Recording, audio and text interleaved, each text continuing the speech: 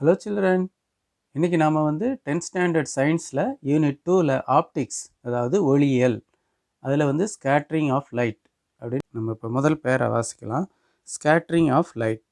When sunlight enters the Earth's atmosphere, the atoms and molecules of different gases present in the atmosphere refract the light in all possible directions. This is called as scattering of light.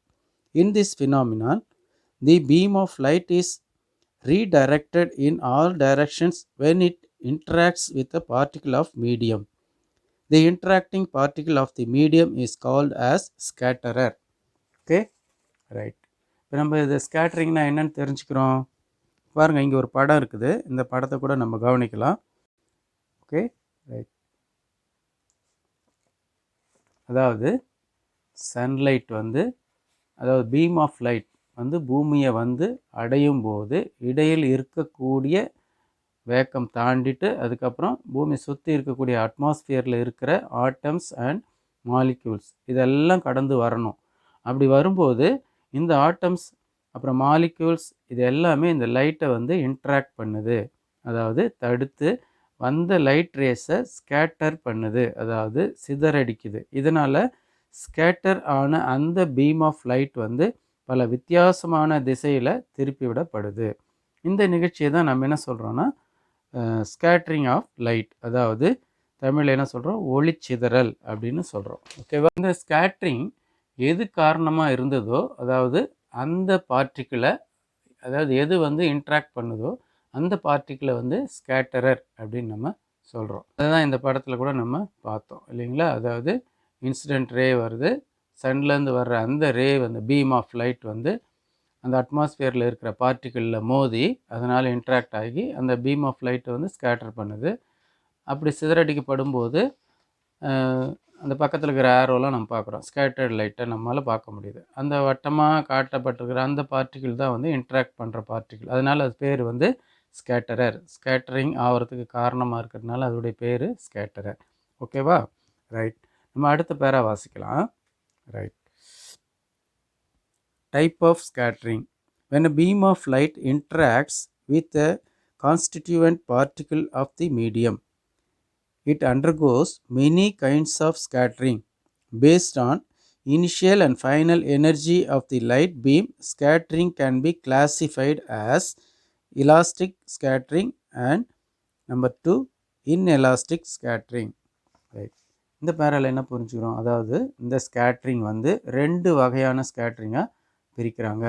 அதாவது அந்த particle light கூட எந்த அளவு interact பண்ணுதுன்றதை பொறுத்து தான் இந்த type பிரியுது அப்படின்னு பார்க்குறோம். அதாவது இன்ட்ராக்ட் ஆகிறதுக்கு முன்னாடி அந்த பீம் ஆஃப் லைட்னுடைய எனர்ஜிக்கும் இன்ட்ராக்ட் ஆகி ஸ்கேட்டர்ட் ஆன பிறகு உள்ள எனர்ஜியும் பொறுத்து தான் இந்த ரெண்டு டைப் ஆஃப் ஸ்கேட்டரிங் கிளாஸிஃபை பண்ணப்படுது.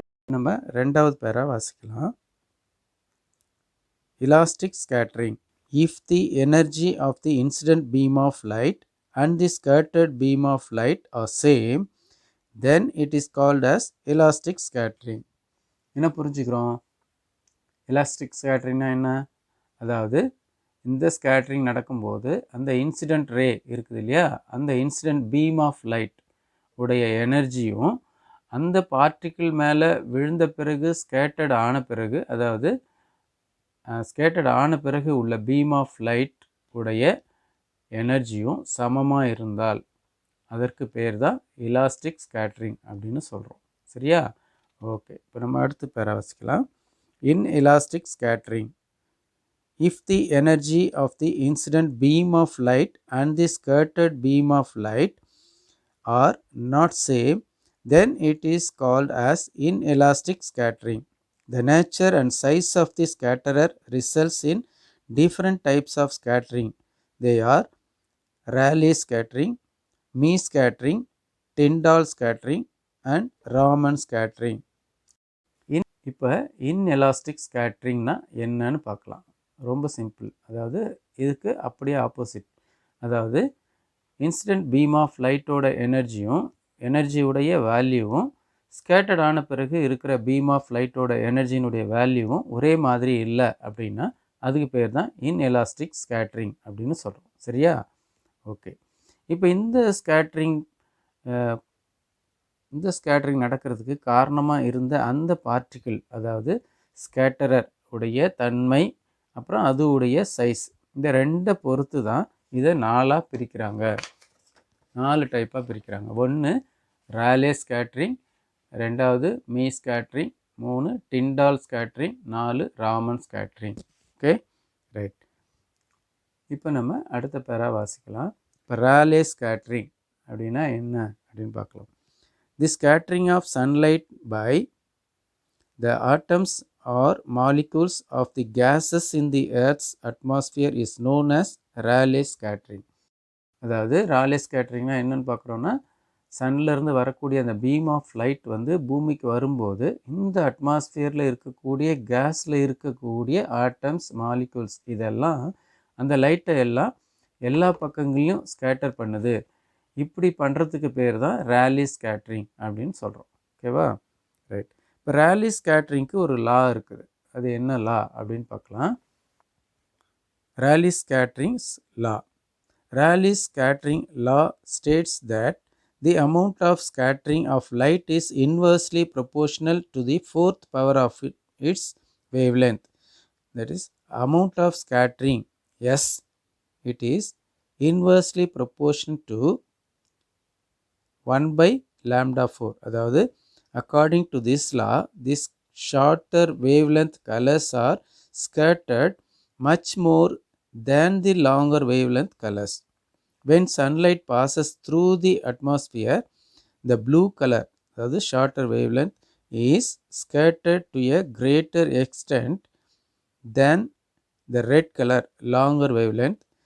This scattering causes the sky to appear in blue color. Next, a sunrise. At sunrise and sunset, the light rays from the sun have to travel a larger distance in the atmosphere than at noon. Hence, most of the blue lights are scattered away and only the red light, which gets least scattered, reaches us. Therefore, the color of the sun is red at sunrise and sunset. என்ன பார்க்குறோம், அதாவது இந்த ராலே ஸ்கேட்டரிங்கில் ஒரு formula கொடுத்துருக்குறாங்க. அந்த ராலே ஸ்கேட்டரிங்க்கு ஒரே formula, அதாவது S வந்து amount of scattering of light, S வந்து inversely proportional to fourth power of the wavelength. அதாவது inversely proportional to 1 by lambda power 4. அதாவது இந்த லேம்டான்றது வேவ் லென்த்தை குறிக்கக்கூடியதாக இருக்குது. இதில் நாம் என்ன புரிஞ்சுக்கிறோம், அதாவது இது டினாமினேட்டரில் இருக்கிறதால, டினாமினேட்டரில் இருக்கும்போது லேம்டா எந்த அளவுக்கு எவ்வளவு குறைவாக இருக்குதோ அவ்வளவுக்கு அவ்வளவு அமௌண்ட் ஆஃப் ஸ்கேட்டரிங் அதிகமாக இருக்கும். அதான் இங்கே இன்வெர்ஸ்லி ப்ரொபோர்ஷனல் அப்படின்னு தெரிஞ்சுக்கிறோம். இந்த ராலே ஸ்கேட்டரிங் லா பார்த்தோம்னா, குறைஞ்ச வேவ்லென்த் உள்ள கலர்ஸ், அதாவது ப்ளூ வந்து அதிக அளவில் ஸ்கேட்டர்ட் ஆகுது. அதனால தான் அந்த வானம் வந்து ப்ளூ கலரில் இருக்குது. ஒருவேளை நம்ம கொஸ்டின் பண்ணலாம், இப்போ வயலட் கலர் தானே அதோட குறைவாக இருக்குது, இண்டிகோ அதோட குறைவாக இருக்குது, இப்போ இந்த கலர்ஸ் தெரியல, ஆனால் அதுக்கடுத்து 3வது இருக்கக்கூடிய ப்ளூ கலர் தான் தெரியுதுன்னா எப்படின்னு ஒரு கொஸ்டின் வரலாம். ஆனால் நம்முடைய கண்ணுக்கு வந்து ப்ளூ கலரை அப்சர்வ் பண்ணுற அந்த சென்சிட்டிவ் ரொம்ப இருக்குது. வயலட் கலரையோ இண்டிகோ கலரையோ அது ஈஸியாக பார்க்குறதுக்கு, ஆனால் இது கண்ணில் இல்லை அப்படின்னு ஒரு காரணம். 2வது, சன்லேருந்து வரக்கூடிய லைட்டில் ப்ளூ தான் அதிகமாக குவான்டிட்டி இருக்குது, வயலட் இண்டிகோ வந்து அதோட குறைவாக இருக்குது. இந்த 2 ரீசன்னால தான் ப்ளூ அதிகமாக ஸ்கேட்டர்ட் ஆகிறதுனால நம்மளால் பார்க்க முடியுது, ப்ளூ கலரில் வானம் இருக்கிறத நம்மளால் உணர முடியுது. இப்போ அதே நேரத்தில் இப்போ சன்செட், சன்ரைஸ் இதை எடுத்துக்கிட்டிங்கன்னா, இதோடைய நேரங்களில் இந்த நேரத்தில் என்ன ஆகுதுன்னா, சன் பீம் ஆஃப் லைட் வந்து வெரி லாங் டிஸ்டன்ஸ் ட்ராவல் பண்ணி தான் இந்த எர்த்தை வந்து அடையுது. அதாவது நம்முடைய பார்வையை வந்து அது அடையுது. ஏன்னா மதிய நேரத்தை விட காலை மாலையில் இந்த சூரியன் பூமியிலேருந்து வெகு தூரத்தில் இருக்கும். நம்ம எங்கேருந்து பார்க்குறோமோ அங்கேருந்து தூரம் தான் இருக்கும். அப்போது வழியில் நிறைய ஸ்கேட்டரிங் நடந்து ப்ளூ கலர்லாம் வந்து ஸ்கேட்டர் ஆகி போன பிறகு ரெட் கலர் வந்து பூமியை ரீச் ஆகுது. ஏற்கனவே நமக்கு தெரியும், இந்த ப்ளூ கலரோட வேவ் லென்த் வந்து ரொம்ப குறைவு, ஆனால் ரெட் கலரோட வேவ் லென்த் வந்து அதிகம். அதனால தான் அது அதிகம் ஸ்கேட்டர் ஆகாமல் பூமியை வந்து அடையுது. காலையிலும் மாலையிலும், அதாவது சன்ரைஸ் ஆன் அண்ட் சன்செட்டின் போது நம்ம இந்த ரெட் கலரில் இந்த சன்னை நம்மளால் பார்க்க முடியுது. ஓகேவா? ரைட். நம்ம அடுத்தது வாசிக்கலாம். Me scattering. மீ ஸ்கேட்டரிங்னா என்னன்னு பார்க்கலாம். Me scattering. Me scattering takes place when the diameter of the scatterer is similar to or larger than the wavelength of the incident light. It is also an elastic scattering. The amount of scattering is independent of wavelength. Me scattering is caused by pollen, dust, smoke, water droplets, and other particles in the lower portion of the atmosphere. Next, me scattering is responsible for the white appearance of the clouds. When white light falls on the water drop, all the colors are equally scattered, which together form the white light. ஒரு scatterer light பீமை interact பண்ணுற அந்த பார்ட்டிக்கிளுடைய diameter வந்து அந்த incident லைட்டுடைய wave லென்த்துக்கு இணையாகவோ அல்லது அதிகமாகவோ இருந்துச்சு அப்படின்னா அது வந்து மீ ஸ்கேட்டரிங் அப்படின்னு சொல்கிறோம். இதில் வந்து இதை வந்து ஒரு டைப் ஆஃப் எலாஸ்டிக் ஸ்கேட்டரிங் அப்படின்னு கூட சொல்லலாம். இந்த மீ ஸ்கேட்டரிங் வந்து லைட்டினுடைய வேவ் லென்த்தை சார்ந்தது இல்லை அப்படின்னு தெரிஞ்சுக்கிறோம். உதாரணமாக இந்த மகரந்தத்தூள், அப்புறம் டஸ்ட்டு, அப்புறம் ஸ்மோக், அப்புறம் வாட்டர் ட்ராப்லெட்ஸ், இன்னும் சில பார்ட்டிகிள்ஸ், இது எல்லாமே அட்மாஸ்ஃபியரில் அந்த லோயர் பொசிஷனில் தான் அதிகமாக இருக்கும். இப்போ மேகம் வெள்ளையாக இருக்குது, அதுக்கு என்ன காரணம் அப்படின்னு பார்க்கும்போது அதுக்கு மீ ஸ்கேட்டரிங் தான் காரணம் அப்படின்னு தெரிஞ்சுக்கிறோம். அதாவது இந்த ஒயிட் லைட் வந்து வாட்டர் ட்ராப்லெட்டில் விழுந்து எல்லா கலர்ஸும் ஈக்குவலாக ஸ்கேட்டர்ட் ஆகி பிறகு ஒன்று சேர்ந்து ஒயிட் கலரை கொடுக்குது அப்படின்னு பார்க்குறோம். சரிங்களா? அடுத்தது வந்து Tyndall scattering. When a beam of sunlight enters into a dusty room through a window, when its path becomes visible to us, this is because the tiny dust particles present in the air of the room scatter the beam of light. This is an example of Tyndall scattering. The scattering of light rays by the colloidal particles in the colloidal solution is called Tyndall scattering or Tyndall effect. Tyndall scattering அப்படின்னா என்னன்னு பார்க்கலாம். நம்ம வீட்டில் ஒரு ரூமில் ஒரு விண்டோவை open பண்ணி வச்சுருந்தோன்னா அந்த வழியாக பீம் ஆஃப் சன்லைட் வர்றதை பார்க்க முடியும். ஏன் அப்படின்னு பார்த்தீங்கன்னா அந்த ரூமில் இருக்கிற டஸ்ட் பார்ட்டிக்கிள், அதாவது அதில் எல்லாம் சின்ன சின்ன துகள்கள் எல்லாம் வர்ற அந்த சன்லைட் பீமை ஸ்கேட்டர் பண்ணுது. அப்படி பண்ணுறதுனால அந்த சன்லைட்டோட பாத்தை வந்து நமக்கு ஈஸியாக தெரியுது. இதுதான் டிண்டால் ஸ்கேட்டரிங் அப்படின்னு சொல்கிற அந்த பார்ட்டிக்கிளுக்கு கொலைடல் பார்ட்டிக்கிள் அப்படின்னும் சொல்கிறோம். ஏன்னா ஒரு மீடியத்தில் இந்த பார்ட்டிக்கிள் சஸ்பெண்ட் ஆகிக்கிட்டே இருக்கும், அதாவது மிதந்துக்கிட்டே இருக்கும். அதனால தான் இதுக்கு கொலைடல் பார்ட்டிக்கிள் அப்படின்னும் சொல்கிறோம். சரியா? இப்போ நம்ம ரூமில் பார்க்கும்போது அந்த சன்லைட் வர்ற அந்த பீம் ஆஃப் லைட் வரும்போது ஸ்கேட்டர் ஆகிறதுனால நம்ம அந்த வெளிச்சத்தில் பார்க்கலாம், அந்த பவுடர் மாதிரி அந்த தூசியெல்லாம் பறந்துக்கிட்டே இருக்கும். ஸோ மேலே சஸ்பெண்ட் ஆகிக்கிட்டே இருக்கும். அதனால தான் இதுக்கு கொலைடல் பார்ட்டிக்கிள் அப்படின்னு சொல்கிறோம். ஓகேவா? இப்போ அதே மாதிரி இன்னொரு எக்ஸாம்பிள் கூட நம்ம பார்க்கலாம். அது இந்த படத்தில் எக்ஸ்பிளைன் பண்ணுறேன், அதை பாருங்கள். டார்ச் லைட்டு ஒரு ட்ரூ சொல்யூஷன் உள்ள ஒரு பீக்கரில் உள்ளது, இன்னொன்று வந்து கொலைடல் சொல்யூஷன் இன்னொரு பீக்கரில் இருக்குது அப்படின்னு பார்க்குறோம். சரிங்களா? இன்னொரு ஸ்க்ரீன் ஒன்று.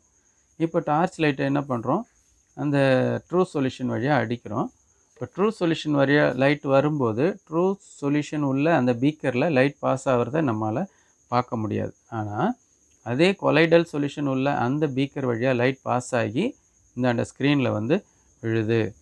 இதை நம்மளால் பார்க்க முடியுது. இதுக்கு என்ன காரணம் அப்படின்னு பார்த்தீங்கன்னா, இந்த ட்ரூ சொல்யூஷனில் இருக்கிற பார்ட்டிக்கிள் மிகவும் மைன்யூட்டாக இருக்கும், அதாவது கண்ணுக்கு தெரியாது.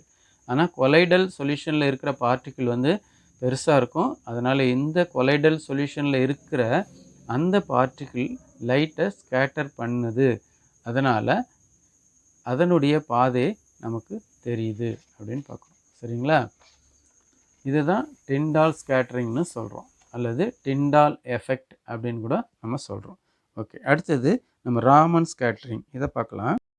மோனோக்ரோமேட்டிக், அதாவது single coloured light passes through a gas or liquid or transparent solid. A part of light rays are scattered. The scattered light contains some additional frequencies or wavelengths other than that of incident frequency or wavelength, that is known as Raman scattering or Raman effect.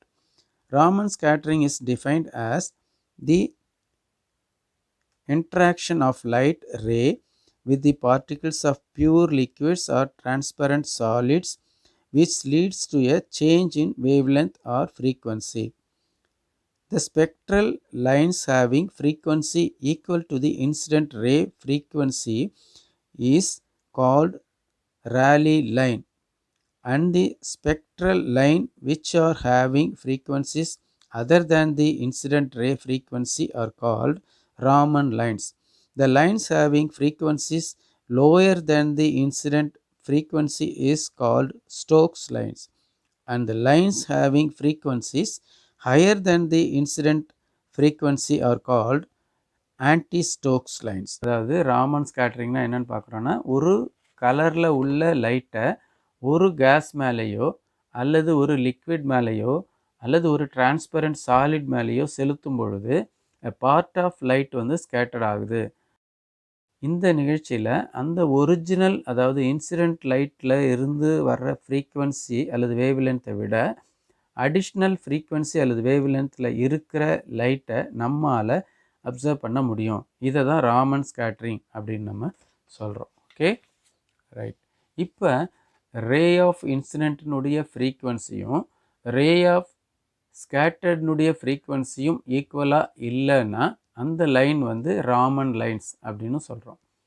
அடுத்தது incident light ரே உடைய frequency அதிகமாகவும் அதனுடைய scattered light ரே உடைய frequency கம்மியாகவும் இருந்தால் அதை வந்து Stokes line அப்படின்னு சொல்கிறோம். அப்புறம் வந்து இன்சிடென்ட் லைட் ரே உடைய ஃப்ரீக்குவன்சி வந்து ஸ்கேட்டர்ட் ரே ஆஃப் லைட்டினுடைய ஃப்ரீக்குவன்சியை விட குறைவாக இருக்கும்போது இதை வந்து ஆன்டி ஸ்டோக்ஸ் அப்படின்னு சொல்கிறோம். ஓகே சில்ட்ரன், நம்ம இன்றைக்கி பார்த்த விஷயங்கள் எல்லாத்தையும் நல்லா திரும்பவும் ஒரு முறை பாருங்கள். அப்போது ஸ்கேட்டரிங் ஆஃப் லைட் அப்படின்னு பார்த்தோம். அது ரெண்டாக பிரியுது. ஒன்று எலாஸ்டிக் ஸ்கேட்டரிங், அப்புறம் இன்எலாஸ்டிக் ஸ்கேட்டரிங். ஸ்கேட்டருடைய டயமீட்டர் அதனுடைய தன்மையை பொறுத்து 4 ஸ்கேட்டரிங் பிரியுது. அது என்னென்னா ரேலே ஸ்கேட்டரிங், அதுக்கப்புறம் வந்து மீ ஸ்கேட்டரிங், அதுக்கப்புறம் வந்து டிண்டால் ஸ்கேட்டரிங், அதுக்கப்புறம் ராமன் ஸ்கேட்டரிங். இந்த 4 பற்றியும் நம்ம பார்த்தோம் இல்லைங்களா? நல்லா படித்து வச்சுக்கோங்க. இது ரொம்ப யூஸ்ஃபுல்லாக இருக்கும். உங்களுக்கு இந்த வீடியோ பிடிச்சிருந்துச்சின்னா தயவு செஞ்சு சப்ஸ்கிரைப் பண்ணுங்கள், பெல் பட்டன் கிளிக் பண்ணுங்கள். அடுத்த வீடியோவில் நம்ம பார்க்கலாம். Thank you so much.